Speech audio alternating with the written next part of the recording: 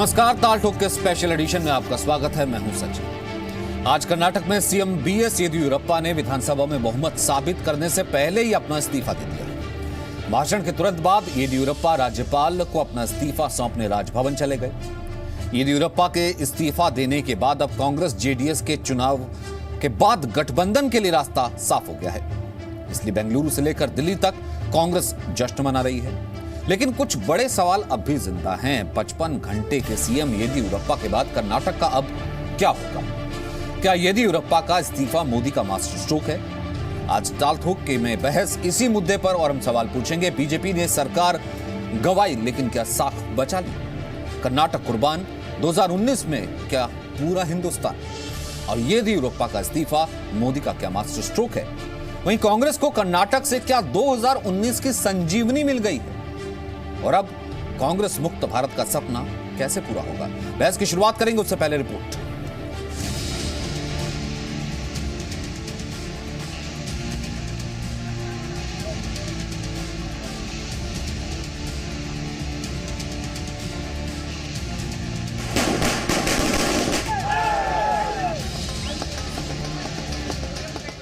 Congress party के नेता कार्यकर्ता, जेडीएस के नेता देवगौड़ा जी, उनके कार्यकर्ता और कर्नाटका की जनता को धन्यवाद करना चाहता हूं। सब एक साथ मिलकर खड़े हुए और ये जो लोकतंत्र पे आक्रमण था, जो पूरे देश में हो रहा है, सब जगह हो रहा है, इसको यहां पे कर्नाटक में रोका गया है। और मैं और सब ऑपोजिशन के लीडर मिलकर आपको कहते हैं कि बीजेपी को, आरएसएस को हम रोकेंगे। उनको शपथ ग्रहण नहीं करनी चाहिए थी। प्रधानमंत्री जी ने और केंद्र की सरकार ने एक संविधान के साथ अपराध किया और देश के प्रजातंत्र का अपमान किया। बहुमत ना होते हुए राज्यपाल से इनको शपथ दिलाई गई। ये हो सकता है कि कांग्रेस पार्टी को क्षणिक तौर से फायदा पहुंचा हो, लेकिन कर्नाटक का नुकसान है। कांग्रेस का गेन हो सकता है, लेकिन कर्नाटक का नुकसान है, ये बात तय है। कांग्रेस और जेडीएस के पास पहले दिन भी बहुमत था, आज भी बहुमत था, और इसीलिए उस बहुमत के सामने अल्पमत और षड्यंत्रकारी भाजपा औंधे मुंह गिरी और हारी।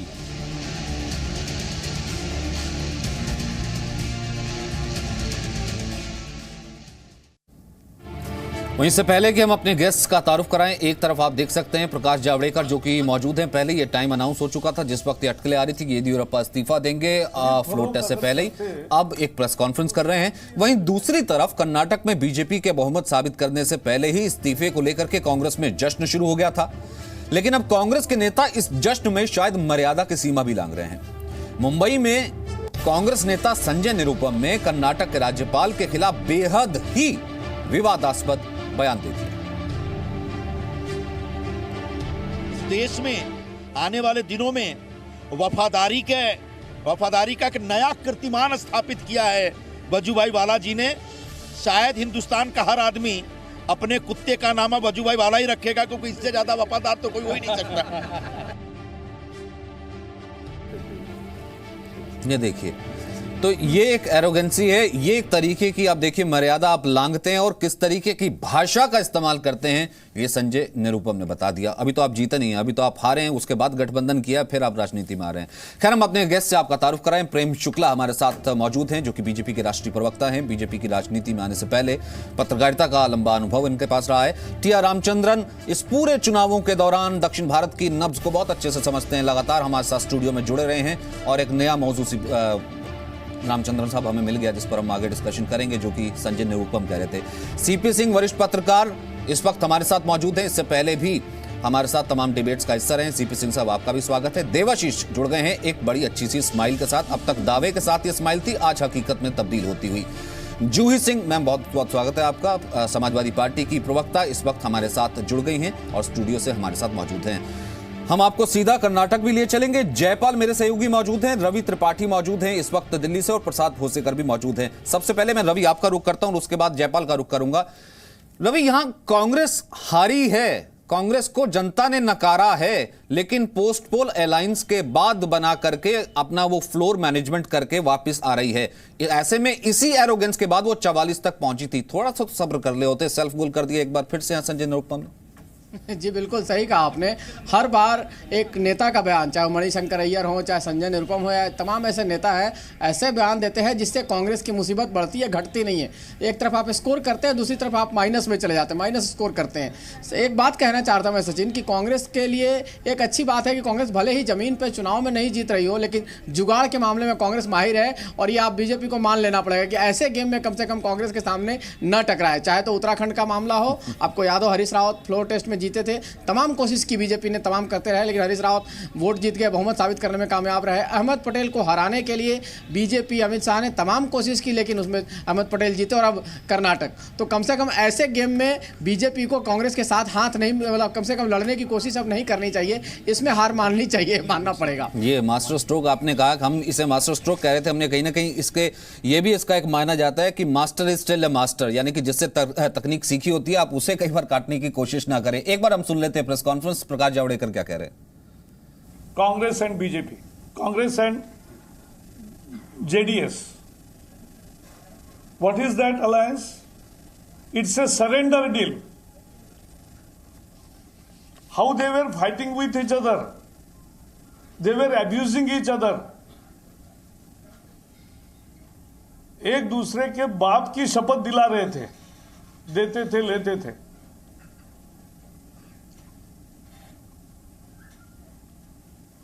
और Rahul Gandhi was on record constantly he made derogatory remarks about Deve Gowda, former Prime Minister, and also said JDS is B team of BJP. Now it proves that it is B team of Congress. And what is the deal? The deal is, surrender deal is that don't inquire into our corruption deals. This is the deal between Congress and JDS. This is the deal. Don't inquire into our corruption deals. जितना भी भ्रष्टाचार किया उसकी जांच मत करो। यह है समझौता, यह है अलायंस। यह अलायंस किसी आइडियोलॉजी के आधार पर नहीं है।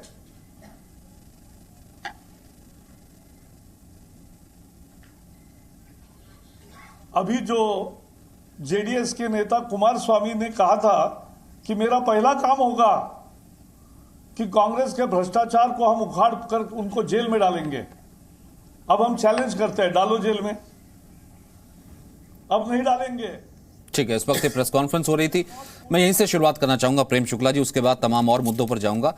अब ये अनहोली अलायंस है और उसके बाद जनता का इसमें कोई भला होगा नहीं, अब ये बताने से क्या फायदा, क्योंकि यही अनहोली अलायंस बता के तो कह रहे थे कि हम पहले पहुंचे, सिंगल लार्जेस्ट पार्टी और बहुमत हमारे साथ और हम जनता को सर्व करेंगे। ये तो एस्केप रूट हुआ।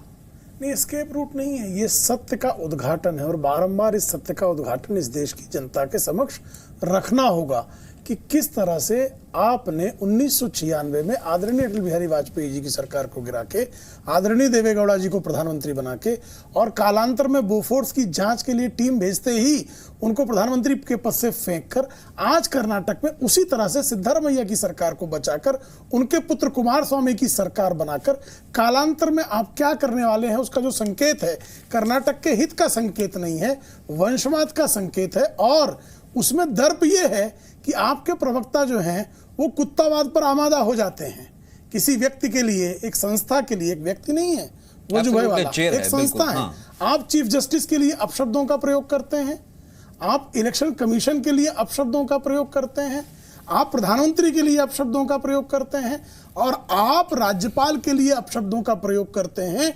और अपशब्दों का प्रयोग करने वाले हमेशा भाषा की मर्यादा सिखाते हैं। ये बात ठीक है, इस पर मैं आगे से कमेंट लूंगा, क्योंकि ये कम से कम कहीं ना कहीं जूही जी भी मानेगी और यहाँ पर देवाशीष भी मानेंगे, ये कहीं ना कहीं सेल्फ गोल हो जाता है। अगर आप जीत हैं तो जीत में इस तरीके का सेल्फ गोल जो है वो बता देता है कि सामने वाला अगर मॉरल विक्ट्री क्लेम कर रहा है तो उसका पलड़ा कहीं भारी ना हो जाए। एक बार मुझे जयपाल के पास जाना है, क्योंकि जयपाल बहुत जल्दी किसी और असाइनमेंट पर लगेंगे। जयपाल, मैं आपसे ये जानना चाह रहा था कि इस वक्त क्या अपडेट है, क्योंकि ये कहा गया था कि तुरंत जल्द ही गठबंधन की ये दोबारा सरकार बना लेना चाहती है कांग्रेस और जेडीएस, लेकिन मौका यहां से जो इंतजार है वो सिर्फ अब गवर्नर हाउस का एक इन्विटेशन का है।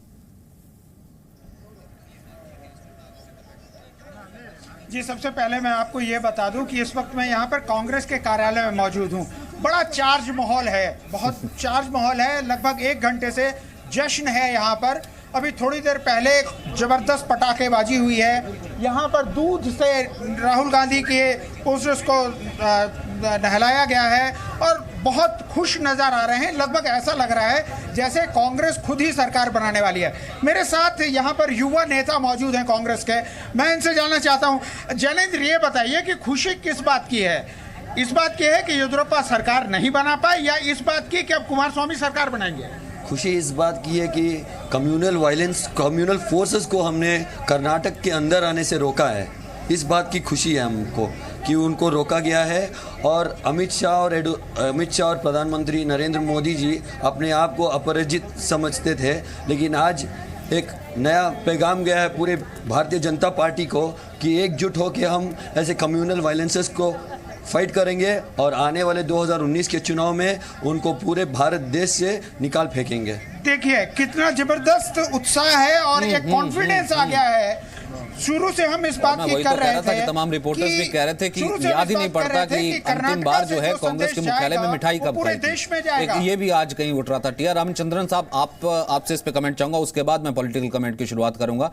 क्या ये नैरेटिव जो बीजेपी दे रही है कि अनहोली अलायंस है, और यहां से ये मैसेज ये है कि कर्नाटक की गवर्नमेंट ने सिंगल लार्जेस्ट पार्टी तो किसी और को दिया और यहां से अब ये सरकार जोड़ तोड़ की शुरू हो गई है और ये कर्नाटक के लिए अच्छा नहीं है, उसमें ये ठीक रहेगा जिसमें संजय निरुपम जो है आग में घी का काम कर देते हैं, या फिर वो पर्सपेक्टिव जो कांग्रेस सेट करना चाह रही है कि 2019 से पहले एक बहुत बड़ा उनके लिए एक संजीवनी है? देखिए, सबसे पहली बात तो है कि एक्साइटमेंट में जो नेतागण बोल देते हैं अनशन, मेरे ख्याल में वो बिल्कुल ठीक नहीं है। कहीं पर डिसेंसी ज़रूर मेंटेन करनी चाहिए और क्रिटिसिज्म अपनी जगह पे है, क्रिटिसिज्म करना है तो ठीक तरह से कीजिए। अब रही दूसरी बात, मेरा पर्सनली ये मानना है कि जो कांग्रेस बिल्कुल ही डाउन एंड आउट फील कर रही थी और जो पासा पलटा है कर्नाटका में, वो उनके लिए एक शॉट इन द आर्म है। हम कुछ भी कह लें, उनकी स्थिति फिर से 4 साल से खराबी होती गई। कहीं उनको नज़र नहीं आ रहा कि कुछ एक अपटर्न भी उनके लिए हो सकता है, और वो अपटर्न उनके लिए अभी आया है। बीजेपी के लिए मैं समझता हूं कि 2014 में जिस तरह की उनकी सीट्स आए, खासकर हिंदी बेल्ट में, उसके तहत उनकी मेजॉरिटी पहली बार लोकसभा में बनी। अगर वैसी ही नंबर्स ना आए उनको, जो राजस्थान हुआ, मध्य प्रदेश हुआ, छत्तीसगढ़ काफी फुल सीट्स उनको मिली, और यूपी में भी कोई कम सीट नहीं मिली। 73 आउट ऑफ 80, 71 बीजेपी के थे और 2 उनके allies के थे। ये कोई अमूमन परफॉर्मेंस नहीं है। It is an unexpected, completely extraordinary performance. आप उसको रिपीट नहीं कर पाए तो उनको सीट तो और कहीं से बटोरनी पड़ेगी। बिल्कुल। और तभी लिए उसी में आज जूही जी इसमें जरूर है कि सबसे पहले अखिलेश जी बाहर आए और अपना उन्होंने कहा कि देखिए बहुत अच्छा, हालांकि कांग्रेस को कंसोलेशन प्राइज भी नहीं मिला, गुजरात में कम से कम कंसोलेशन प्राइज तो मिला था, कांग्रेस तो यहाँ पर डाउन हो गई, लेकिन उसी कांग्रेस के सहारे समाजवादी पार्टी बाहर आई, बसपा जश्न मना रही है। आपको लगता है कि वो एक दूर के ढोल सुहावने वाली बात है, क्योंकि सीट तो बीजेपी ही इंक्रीज कर दी है at the end? Sachin ji, हम तो बहुत पहले से ये कह रहे थे बहुजन समाज पार्टी के साथ हमारा अलायंस है, और कांग्रेस को रीजनल प्लेयर्स जो अपने स्टेट्स में स्ट्रांग हैं उनकी बात सुननी पड़ेगी। जेडीएस की बात उन्होंने सुनी, शायद अगर प्री पोल अलायंस करते तो एक बेहतर स्थिति होती। दूसरी बात कि यहाँ नैतिकता और भ्रष्टाचार हटाने की बात कोई ना करे। रेड्डी ब्रदर्स, येदियुरप्पा खुद, और नैतिकता जब 104 का आंकड़ा आपके पास था, भी ना करे, ना कांग्रेस भी ना करे, कोई ना करे। मैंने आपसे पहले कहा कोई नहीं, सपा तो इसमें अभी जब करेगी तो करेगी, नहीं करेगी, जब करेगी और बढ़िया अलायंस करेगी। और आपको कहाँ है सर? शायद खोल दिए क्या आपने? खोल दिए हैं, शायद खोल दिए हैं। अरे छोड़िए सर, छोड़िए। अब भी कर्नाटक देखिए, गोरखपुर देखिए, फूलपुर देखिए, कैराना देखिए, बाद में खोलिएगा सर, बाद में।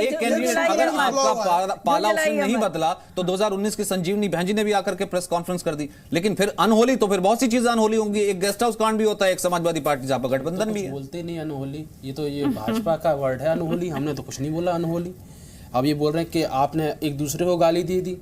अरे एक दूसरे को हम तो चलो यहाँ तो एक दूसरे को गाली दे रही थी, भारतीय जनता पार्टी तो 3 दिन से संविधान को गाली दे रही है सरेआम, ठीक है, बिल्कुल नहीं, बिल्कुल सरेआम सर, ठीक है, ठीक है। और दूसरी अरे सर ये संविधान का वायलेशन, संविधान को गाली तो है, बिल्कुल नहीं। आप ढूंढ के जाते हैं कि संविधान कांग्रेस की जिस जीत की खुशी में आप खुश हो रहे हैं, मुझे बताइए संजय निरुपम कौन सी फूल मालाएं पहना रहे हैं? देखिए कॉन्स्टिट्यूशनल पोस्ट के लिए जिन शब्दों का इस्तेमाल किया वो तो हम ऑन एयर नहीं कर सकते। मोटर माउथ जो लोग होते हैं, मोटर माउथ होते हैं, उनको मत देखिए, उससे क्या कहते हैं सर है तो वही बड़ी चीज है, कांग्रेस में बड़ी लड़ाई कभी मणिशंकर अय्यर होते हैं, छोटा कभी संजय निरुपम होते हैं। टिप्पणी करना महत्वपूर्ण नहीं समझता। नसीमुद्दीन जी ने किस तरह से स्वाति सिंह पर टिप्पणियां की, उसके बाद नसीमुद्दीन पर कार्रवाई नहीं हुई, और उसके बाद और जब धन नहीं लौटाया उपाध्यक्ष का क्या हुआ, दयाशंकर क्या हुआ, दयाशंकर क्या हुआ, क्या आपकी माता बहनों से कोई ऐसी टिप्पणी करता तो सोसाइटी वापस लेते हैं? नैरेटिव तो यही है। प्रेम शुक्ला जी पूछना चाहता हूं, क्या आपकी माता बहन से कोई ऐसी टिप्पणी करता उसे वापस लेते हैं? नसीमुद्दीन ने किया ना। नहीं भाई, क्या दयाशंकर जी ने क्या किया? नहीं नसीमुद्दीन ने क्या किया? नसीमुद्दीन तो सीपी सिंह साहब एक सेकंड नसीमुद्दीन तो पार्टी से बाहर है, दयाशंकर को पार्टी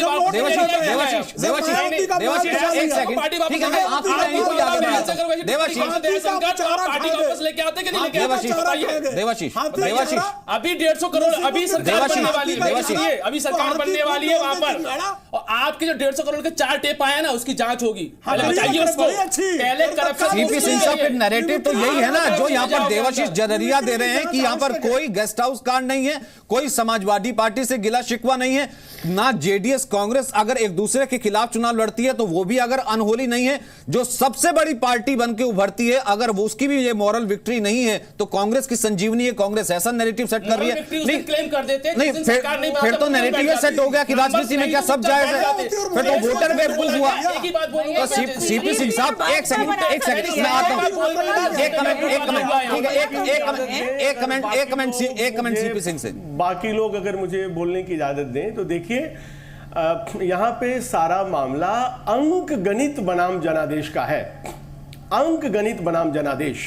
जनादेश निश्चित रूप से कांग्रेस के लिए नहीं था, जनादेश निश्चित रूप से जेडीएस के लिए नहीं था। ये लोग अलग अलग चुनाव लड़े थे अपनी सरकार बनाने के लिए, इनकी सीटें घटी हैं, और जिस पार्टी को 40 से 104 तक जनता ने पहुंचाया है, निश्चित रूप से जनादेश उसके पक्ष में बाकी से कहीं ज्यादा है। लेकिन चूंकि संकट की स्थिति है, आपके पास बहुमत नहीं है, वैसी स्थिति में अगर आपको ऐसी संविधान ने ऐसी स्थिति दी है, ऐसा प्रावधान आपको दिया है कि आप इकट्ठे हो जाएं पोस्टल अलायंस में और सरकार बनाएं, तो इसमें अनहोली इसको नहीं कहेंगे, क्योंकि सामान्य परिस्थिति जब नहीं होती है तो असामान्य परिस्थिति में साथ आकर के सरकार बनाना भी जिम्मेदारी है, और इस जिम्मेदारी को अगर कांग्रेस निभाए, जेडीएस निभाए तो इसको अच्छा मानना चाहिए।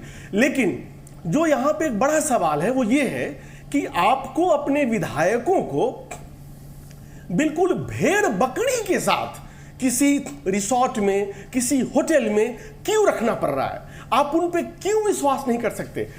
क्यों आप उनके कंसेंस पे भी विश्वास नहीं कर सकते? ये बड़ा सवाल है। ठीक है, बड़ा सवाल ठीक है। मुझे एक बार रवि त्रिपाठी और प्रसाद भोजकर के पास जाना है। प्रसाद, सबसे पहले आपसे, जो यहाँ से नैरेटिव सेट हो रहा है, क्योंकि आप वहां पर मौजूद हैं, जयपाल भी मौजूद थे, जयपाल कह रहे हैं कि ऐसा जश्न कांग्रेस पार्टी के दफ्तर में पहले नहीं देखने को मिला, राहुल गांधी की जीत इसे डिक्लेयर कर दिया गया है, कम्युनल ताकतों को हमने पीछे रख दिया। क्या वो नैरेटिव सेट कर पा रही है कांग्रेस? 2019 के लिए एक तरीके से उसे संजीवनी मिली है, या फिर यहां से बीजेपी एक प्रेस कॉन्फ्रेंस कर रही है, वो अपनी मोरल विक्ट्री पे है?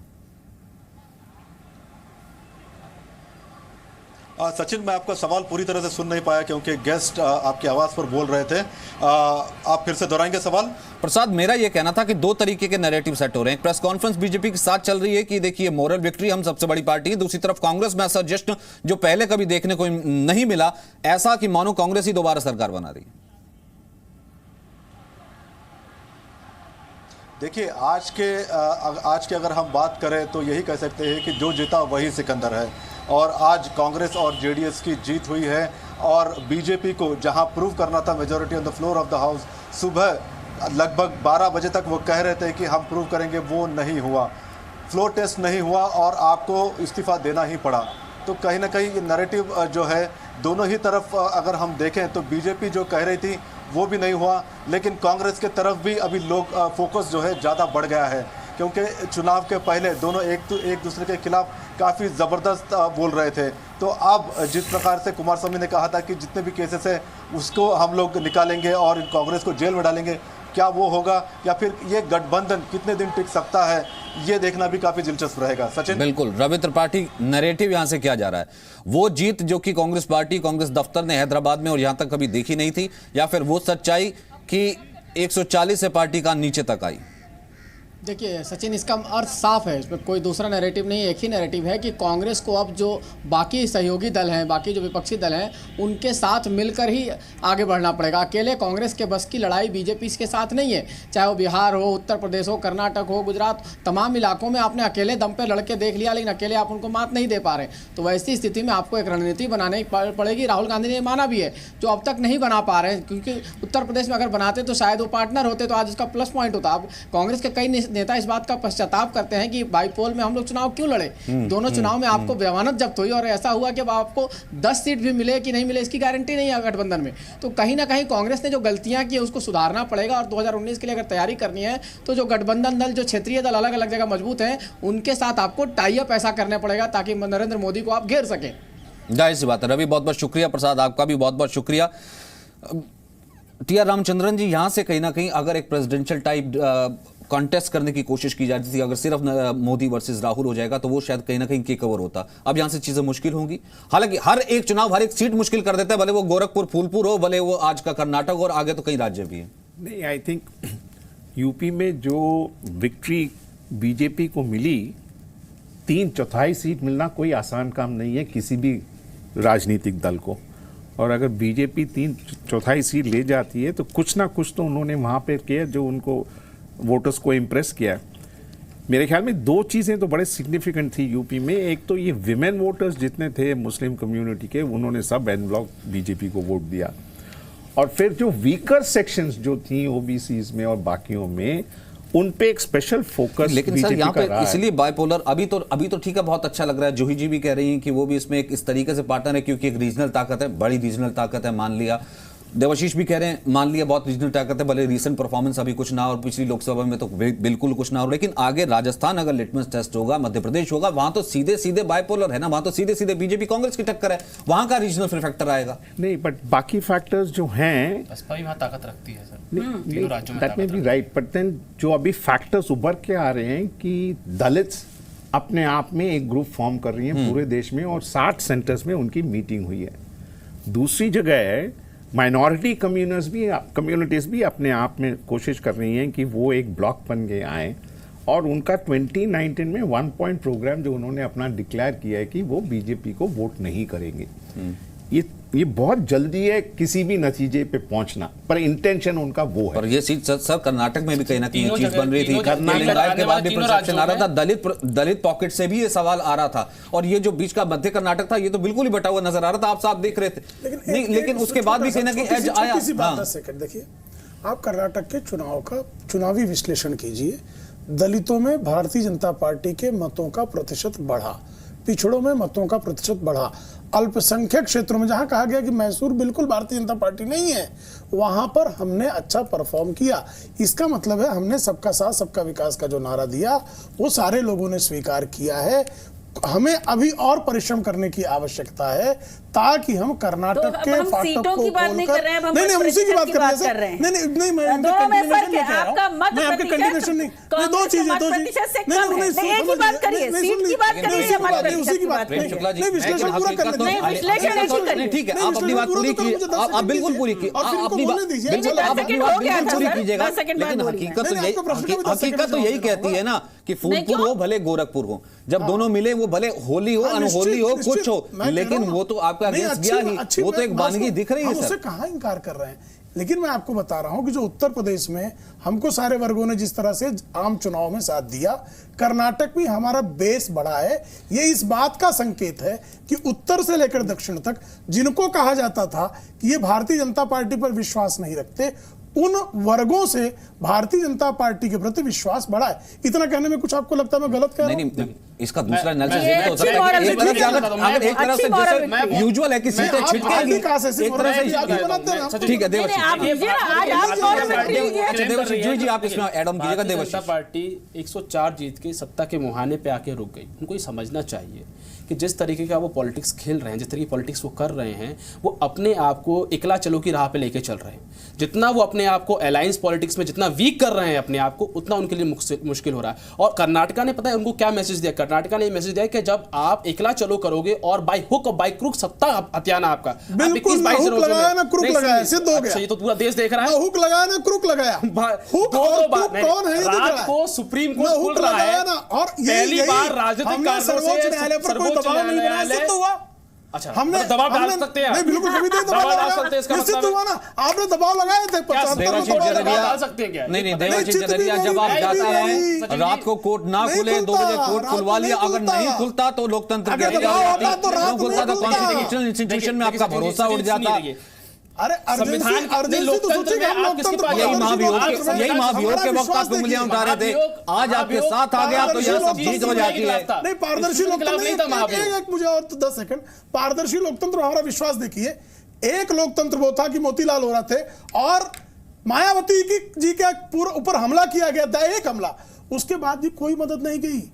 प्राइवेट भारतीय जनता पार्टी के कार्यकर्ताओं ने बचाया। और आज एक ही है कि रात में सर्वोच्च न्यायालय पर जाइए और जो अर्जेंसी का मैटर है, भारतीय जनता पार्टी ने क्या किया? उस पर लड़ाई चल रही है यहाँ पर। अरे सर, विचारधारा की लड़ाई को आप ले जाते हैं, इससे अधिक क्या प्रमाण आप पिक एंड चूज नहीं कर सकते हैं। आप आज सरकार नहीं बना पाए, पहले भी आपके पास नंबर्स नहीं थे, दूसरी अलायंस के पास नंबर्स थे और इंडिपेंडेंस में तब भी आप भ्रष्टाचार में विश्वास कर रहे थे। आप वो मैंने कहां से ला रहे थे? 104 से आप 112 तक कैसे आ रहे थे? बस ये बता दें। इसका मतलब तो ये हुआ ना, देवाशीष इसमें ऐड कीजिएगा, मैं इनको 30 सेकंड ये देना चाहता हूं। इसका मतलब तो ये हुआ, जो नैरेटिव आप सेट कर रहे हैं, जिस तरीके की बात कर रहे हैं, तो 2019 में तो ये जो मॉरल विक्ट्री है, नैतिक विक्ट्री, मॉरल विक्ट्री नहीं, इलेक्टोरल विक्ट्री। हाँ ठीक है, इलेक्टोरल विक्ट्री है, नैतिकता के साथ विक्ट्री है। अगर आपने अगर ये पद छोड़ा है तो इसका मतलब नैतिकता वर्सेस ऑल रहेगा ना, नैतिकता और वर्सेस बीजेपी। आप नैतिकता के जवाब पे जब हार गए हम नैतिक हैं, बोलते गिव अप। हमने एक बार भी नैतिकता से कहीं गिव अप नहीं किया। ये अनैतिकता से गिव अप को तैयार नहीं, सब कर लिया गिव अप। अनैतिकता से गिव अप करें आप। अच्छा बोलिए ना, कल तक गिव अप करने की तैयारी थी, आप गिव अप कर दिया। आज फैक्टर कर्नाटका में आप नकार नहीं सकते।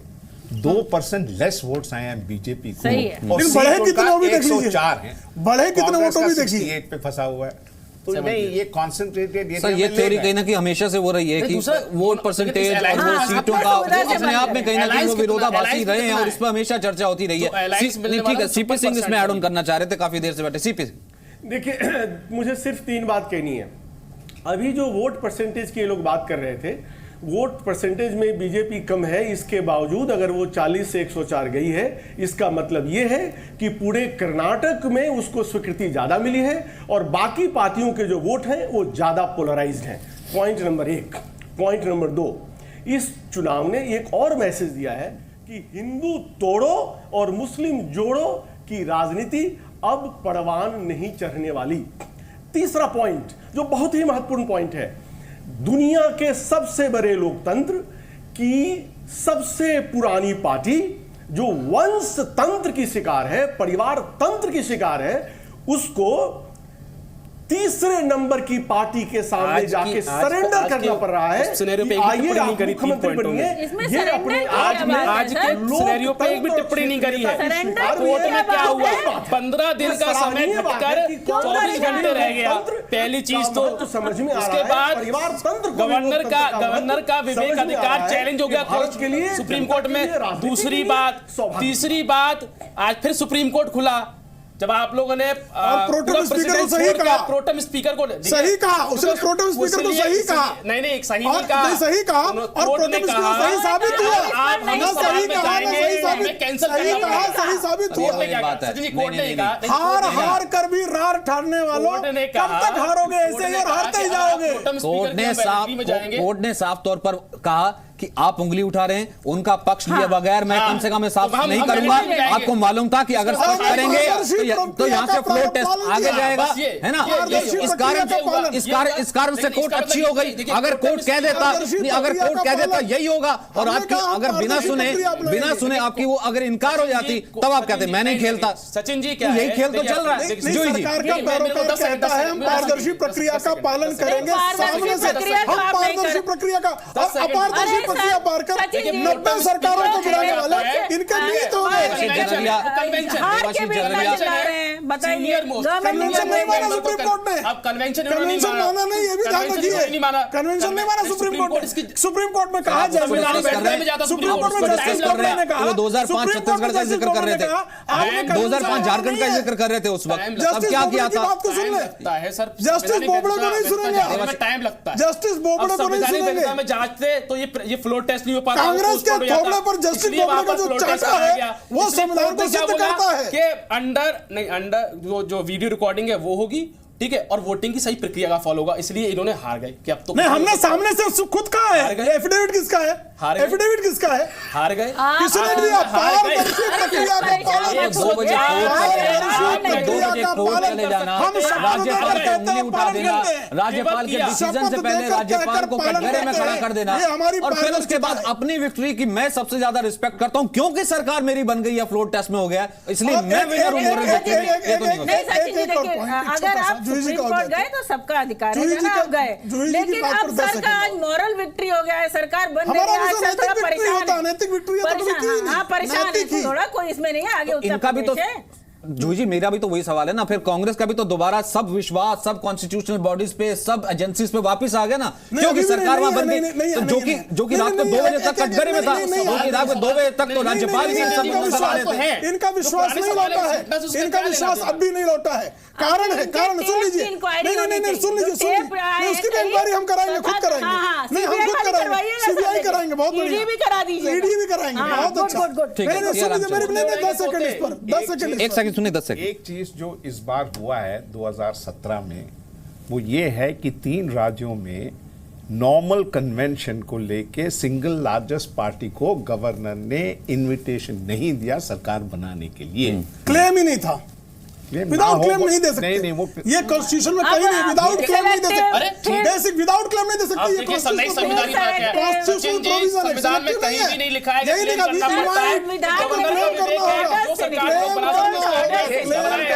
बनाने का क्लेम होता है, आप क्लेम ही नहीं करेंगे। आपको बुला के जैसे आज आपकी नैतिकता की हार जी कह रहे हैं कि हमने हमको नहीं बुलाया। अरे आपने क्लेम कब किया? जब आपने क्लेम किया तो बुलाया, और बुलाने के बाद जब दूसरे ने आपको जो है चला दिया सर। रामचंद्रन साहब, लेकिन हम उस दिन भी डिस्कशन कर रहे थे, ऐसा पहली बार नहीं हुआ था सिंगल लार्जेस्ट पार्टी को नहीं बुलाया था, क्लेम नहीं दिया था, या ऐसा भी पहली बार नहीं हुआ है कि दूसरा एक पोस्ट पोल अलायंस गया और उससे पहले सिंगल लार्जेस्ट को बुला लिया हो। लेकिन ये वही गेम है ना जिसकी माहिर अगर हम कांग्रेस रही है तो इनको मात मिली आज इसी गेम में। मेरा कहना सिर्फ इतना है, let's give the credit to BJP, they were smart enough to put together a coalition and फटाफट तीनों के पास चले गए, और गवर्नर कौन था ये सबको मालूम है, उन्होंने बुला लिया। यहां पर वही रिवर्स हुआ है कर्नाटका में। एग्जैक्टली मैं वही कह रहा हूं, ये उल्टा पड़ गया ना, अपना दाव उल्टा पड़ गया ना, आप ये कह रहे हैं। That is what I am saying कि पहला क्लेम भारतीय जनता पार्टी के विधायक दल की बैठक के बाद भाजपा का आया। दूसरा और जो एसआर बम्बई केस में सरकारी कमीशन में प्रेसिडेंट है वो है कि आप नंबर अगर इतनी मोरल विक्ट्री थी, सिंगल लार्जेस्ट था, अनहोली अलायंस, ये तो उसी वक्त हो गया, ये तो उसी वक्त हो गया प्रेम शुक्ला जी, ये तो उसी वक्त अनाउंस हो गया कि अब हम कर रहे हैं। आज जिसके लिए 6 बजे 49 घंटे बाद या फिर 60 घंटे बाद प्रेस कॉन्फ्रेंस की गई, या उसी वक्त ही कर देते। हमने कर्नाटक के जनप्रतिनिधियों से कर्नाटक के हित के फैसले के लिए बात करने की बात करना ये अनैतिक नहीं है। सीपी सिंह, फिर उसके बाद 10 सेकंड मुझे आप आपने कहा कि कांग्रेस का संवैधानिक संस्थानों पर से विश्वास लौटा है, ये झूठ है, क्योंकि आज भी राहुल गांधी ने प्रेस कॉन्फ्रेंस में कहा जज लोया के मामले में अभियुक्त कहा गया आदरणीय अमित शाह जी के लिए। इस आधार पर यदि मैं कहूं कि राहुल गांधी बलात्कार के अभियुक्त है तो क्या यह विधि सम्मत होगा? नहीं, ये संवैधानिक संस्थानों पर आपको कहना हो कहिए, हम बिल्कुल नहीं कहेंगे, क्योंकि हम संविधान विरोधी बातें नहीं करते। कर्नाटक कानून की विरोधी बात बातें करिए। नहीं करते, कर्नाटक में संस्थान हम विरोधी सरकार नहीं बातें बना करते। रहे। कर्नाटक में हमने सरकार का दावा पेश किया, फिर छोड़ दिया। नीति और मूल्यों अच्छा, को माना। अच्छा ठीक है, ठीक है, 30 सेकंड मुझे सम अप भी करना है, स्वीकार। मुझे सम अप भी करना है। सीपी सिंह साहब, यहां से जो मैसेज बीजेपी देना चाह रही है, जो कर्नाटक की गवर्नमेंट को लगातार वो एड्रेस कर रही है, हालांकि वो जो पॉलिटिकल ड्रामे हुआ उसके बावजूद भी आपको लगता है कि वो मैसेज कर्नाटक की जनता तक पहुंचेगा और वो जिसकी बात येदियुरप्पा कर रहे हैं 28 में से 28 सीटें, वो होगा पूरा? देखिए, आपकी बात, आपका सवाल में ही आपका उत्तर है।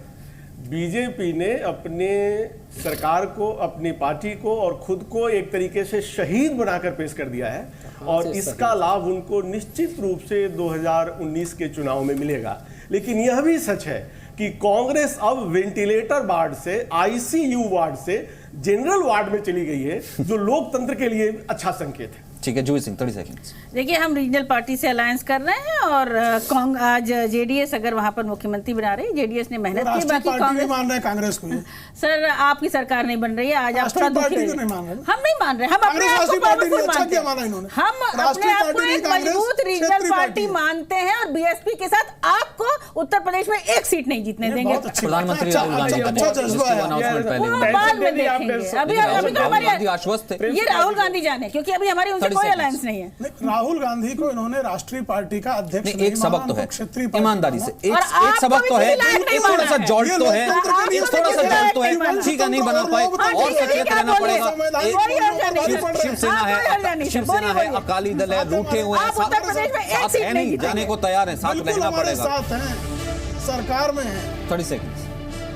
मैंने सिर्फ 2 सेंटेंस बोलने हैं। अगर ये वोट कराते और हारते तो डैमेज बीजेपी को बहुत ज्यादा होता, अपने वो डैमेज जो होना चाहिए था वो अब नहीं होगा। पर इसका मतलब ये नहीं है कि वोट्स कन्वर्ट होके और सीट्स इनको पूरी बहुमत में आ जाएगी अगली बार, खासकर 2019। ये था, आज जो था वो गिव अप था। झूठ, सच्चे का बोलबाला, झूठे का मुकाला हुआ है। जो 3 दिन में देश से झूठ बोला गया बराबर के ना कि हमारे पास मेजोरिटी का पूरे कैंपेन में, फिर ठीक है, कैंपेन का झूठ अलग बात होती है, संविधान की प्रक्रिया का झूठ बोलना एक अलग बात होती है। जीत जिसकी हुई वो सच्चा तो नहीं हो सकता ना। नंबर सच्चे होते हैं, नंबर हमेशा सच्चे होते हैं। आगे की टेंशन लेनी चाहिए, अब टेंशन ये लेनी चाहिए कि रीजनल फ्रंट साथ आ रहे हैं, हम लोग क्या होने अगर हर सीट हर राज्य लिटमस टेस्ट है तो कर्नाटक कम से कम ये बता रहा है single largest party Bharatiya Janata party. ये सरकार वो नहीं बना पाई है कर्नाटक में इतने हाई वोल्टेज ड्रामे के बाद, लेकिन क्या वो कर्नाटक को एक शहादत के तौर पर पेश कर पाएगी? आगे कैराना भी आएगा, फिर उसके बाद छत्तीसगढ़ भी आएगा, मध्य प्रदेश भी है, राजस्थान भी है। टेस्ट से लगातार चलते रहेंगे 2019 तक। बहुत बहुत शुक्रिया आप सभी का हमारे साथ स्टूडियो में आने के लिए।